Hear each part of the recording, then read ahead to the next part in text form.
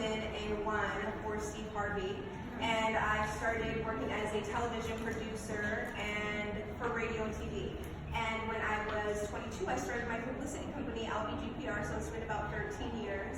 Having a background in producing TV and radio and talent booking is a big advantage when you want to start your publicity company. Like I was mentioning to a young lady at a table, as soon as I started my publicity company, instead of struggling to get clients, I was struggling to find employees to help me with the clients. So don't think that when you're starting a business, it has to go like everybody else has gone.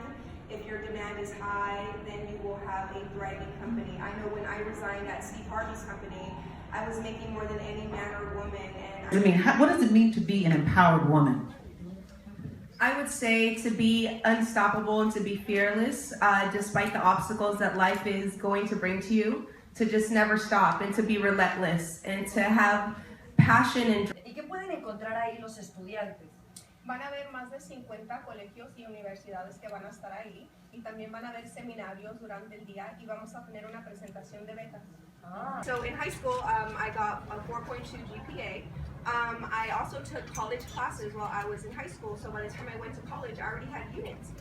So I was able to graduate, or I could graduate at USC within 3 years, but I decided to pick up another major because I could and I had the financial aid to help me to do that. So as soon as I graduated, I moved to New York to work, and I also work in entertainment. That's how I know these young ladies.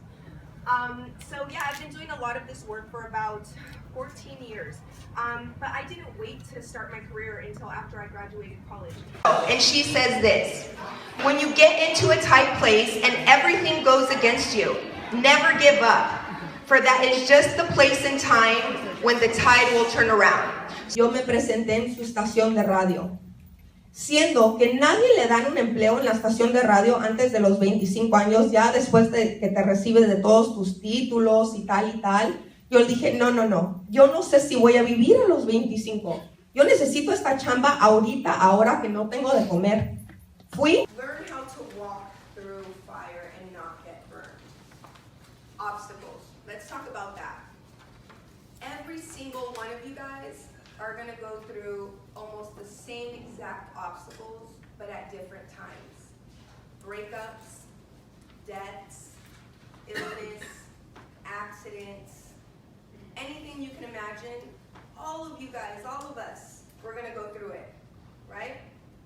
The 1% that is successful are the people that are resilient. They could be going through the hardest obstacle, but you would never know it. Because they're not going to let their grades be affected, they're not going to let their attitude be affected, they're not going to let their work be affected, because they know that it's nobody else's fault that they're going through this. I know that it's hard. Together with me, I want to help you guys get to the top and not just make money based on your gender, but based on your value. So anyway,